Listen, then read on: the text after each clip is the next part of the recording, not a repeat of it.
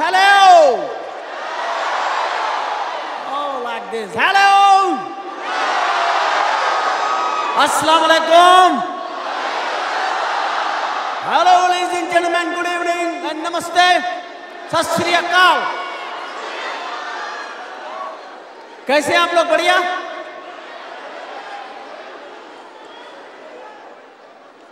मैं बहुत ज़्यादा मशकूर हूँ जी टीवी का, जिन्होंने मुझे दूसरी मर्तबा इस अवार्ड में आने का एजाज़ बख्शा। आप लोगों का मशकूर हूँ कि आप लोग हमें देखते हैं, बर्दाश्त करते हैं। आपका प्यार है और जितनी मोहब्बत और तवज्जो से आप देख रहे हैं प्रोग्राम को, इसकी जज़ा आपको अल्लाह ताला अता फरमाएंगे। इंशाअल्लाह ताला मैं कोशिश करूँगा कि मैं अपनी बेस्ट परफॉर्मेंस करूँ। यहाँ पर कुछ अवार्ड्स हैं और कुछ परफॉर्मेंस मेरी है। जब हम इंग्लैंड या अमेरिका जाते हैं तो हमें सबसे पहले जो तकलीफ होती है तमाम लोगों को, वो है इमिग्रेशन। सबको शौक होता है अमेरिका जाना है। I want to go America, oh my god, what a country, oh god man. हर आदमी खुश होता है अमेरिका जा रहे हैं। जब अमेरिका जाते हैं और जब हमारी तलाशियाँ होती हैं, और मैं अभी पिछली मर्तबा गया, जो मेरी तलाशी हुई है, इतनी तलाशी हुई कि मुझे यकीन हो गया कि मेरे पास से कुछ ना कुछ निकल आएगा। वो तलाशी नहीं लेते। अब उन्होंने नया सिस्टम किया, उन्होंने ज़मीन के ऊपर एक बॉडी शेप बना देते हैं और वो मेरे को बोले इसमें ऐसे ही लेट जाओ जैसे शेप बना हुआ। मैं बोला इस तरह हमारे मजहब में ठीक नहीं है। इस तरह हम लेटते हैं तो हमारे पे केस बन जाता है। बोले आपको ऐसे लेटना पड़ेगा। हमारी एक अदाकारा हमारे साथ थी, वो तलाशी को इतना एंजॉय करने लगी कि एक जगह पे हमारी तलाशी नहीं हुई तो वो नाराज होगी, बोले अरे ये कैसा, यहाँ तो तलाशी भी नहीं हुई। तलाशी क्यों होती है? शक होता है कि इनके पास कुछ ना कुछ होगा। मशीनों से हम जीत गए, नतीजतन वो कुत्ते ले आते हैं। मैंने कहा अमेरिकन अखबार में पढ़ा कि कस्टम में कुत्ते आ गए, तो मैं बड़ा हैरान हुआ कि इतनी पुरानी खबर आज क्यों छपी।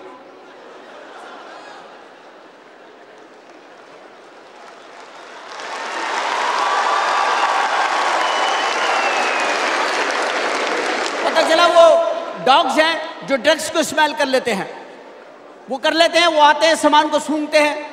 अल्लाह भला करे हमारे मुल्क से जाने वाले लोगों का, जो इस किस्म का साग और दलिया पका के ले जाते हैं, जिसको सूंघने से उनके कुत्तों की नाकें बंद हो गई। उन्होंने कहा दफा करो, उन्होंने कहा दफा करो। ये 200 रुपए के साग के लिए 5 लाख का कुत्ता कौन मरवाए?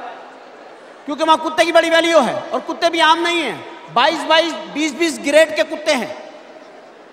कुत्ते बड़े प्यारे हैं, साफ सुथरे, धुले हुए, शैम्पू, नाखून कटे हुए, दांत मंजे हुए, दुम न्यू सेट, सोने की जंजीर। जो कुत्ता ला रहा है वो कुत्ता लग रहा है, कुत्ता नहीं लग रहा।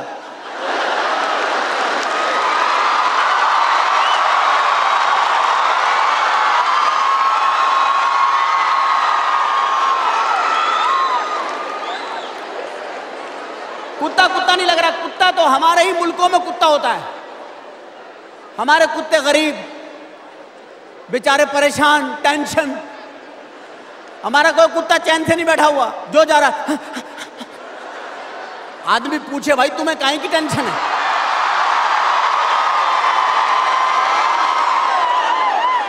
क्या होता है समझ नहीं आ रही है। कोई और ड्रामा भी चल रहा है साथ में,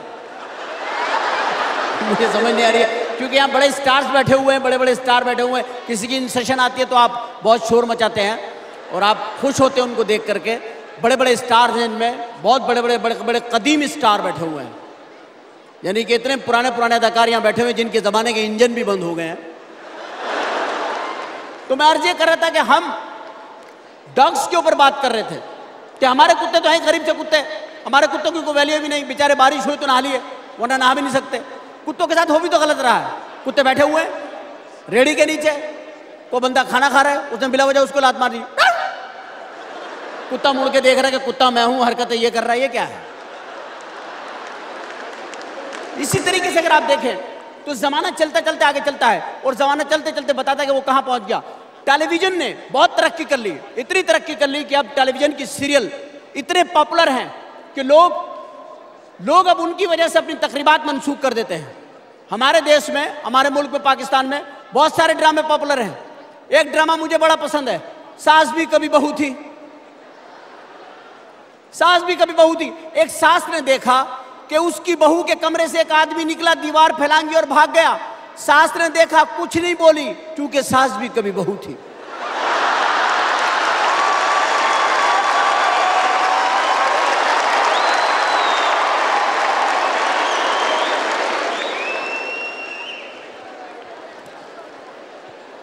मैं बहुत ज्यादा मशकूर और ममनून हूं आप लोगों का। आई एम सॉरी कि कुछ गड़बड़ ना हो जाए। मैं आप लोगों का बड़ा मशकूर और ममनून हूं कि आप हमें पसंद फरमाते हैं, हमें देखते हैं, हमें प्यार करते हैं। यहाँ पे मैं जिक्र करना चाहूँगा फनकारों का, और फनकारों में सबसे पहले जिक्र करना चाहूँगा एक फनकार का जिसे मैं बहुत पसंद करता हूँ, और उनका नाम है अदनान समी। अदनान समी के पैदा होने से पहले दुनिया में एक इत्तला आई थी कि जमीन पर स्काई लैब आ रहा है। स्काई लैब की इत्तला आई कि स्काई लैब आने वाला है। ये जब पैदा हुए और इन्हें नर्स की गोद में दिया, गोद में से गिर गए, जमीन पे गिरे, जमीन पे गड़ा हो गया। उसके बाद इन्हें कभी भी दूध जो है वो फीडर से नहीं पिलाया गया, हमेशा ड्रम के ऊपर निपिल लगा के पिलाया।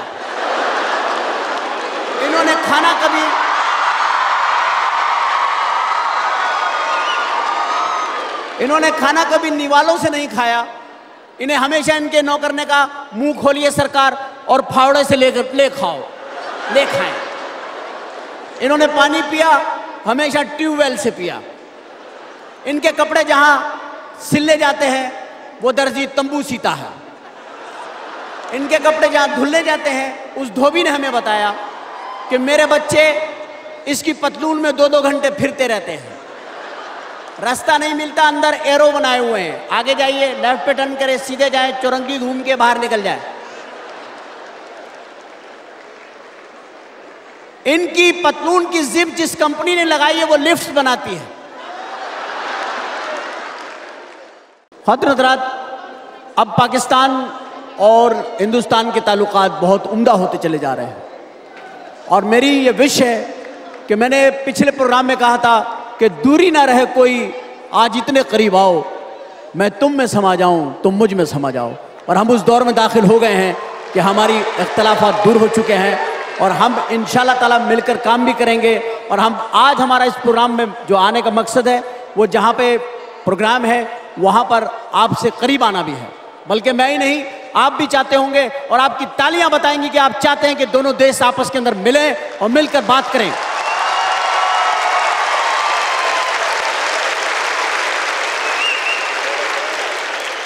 यहां पर हमें यह कहना बड़ा जरूरी है कि जब तक हम एक दूसरे के करीब आएंगे तो हमारी कुछ जबानों में कुछ शब्द ऐसे हैं जिनके हम मायने नहीं समझते, जिसके हिंदुस्तान में कुछ और मायने हैं, पाकिस्तान में कुछ और हैं।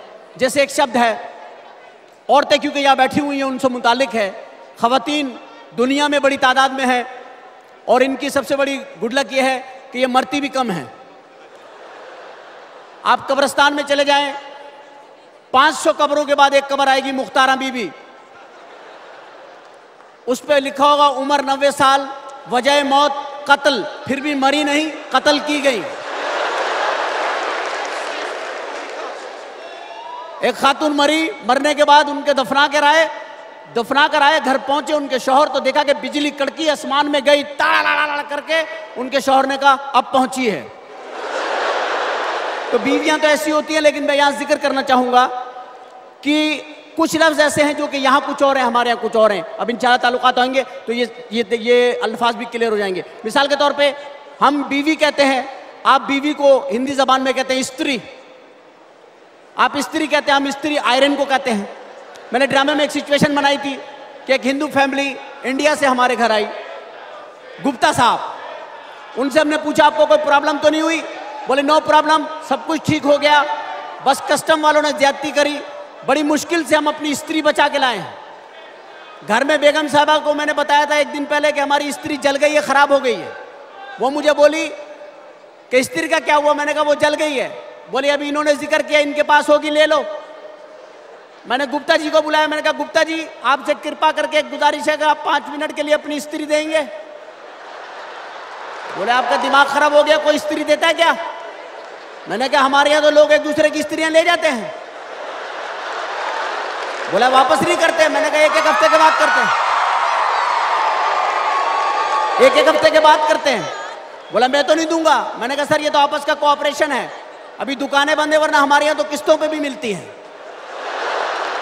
तो इस तरह के कंफ्यूजन भी दूर हो गए।